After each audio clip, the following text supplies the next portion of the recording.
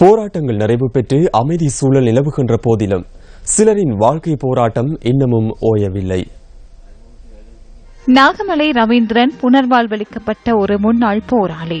கிளிநொச்சி அக்கராயன்குளம் பகுதியில் மனைவி மற்றும் பிள்ளையுடன் உறவினர் வீட்டில் வாழ்ந்து வருகின்றார் ரவீந்திரன்.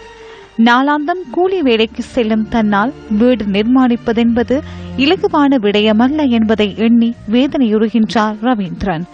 தற்காலிக வீடு சேதமடைந்தமையினால் இருப்பிடத்தையும் இழந்து வாழ்வதற்கு வழியுமின்றி தவிப்பதாக அங்கலாய்க்கின்றார் இந்த முன்னாள் போராளி.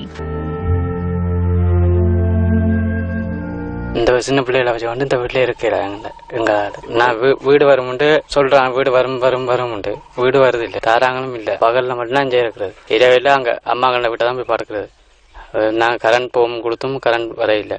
அங்க சொல்றது இங்க வெளியே போங்க, உங்களுக்கு உதவிகள் செய்வாங்க, அந்த இது அப்படி வந்து 2-3 பேர் கேட்டாங்க, என்ன தொழில் செய்ய போறீங்க அது இதுன்னு. அது ஒன்றுமே ஒரு கதையும் இல்லை. வந்து கேட்கிற மட்டும்தான் வந்து செய்யற ஒன்றும் இல்லை.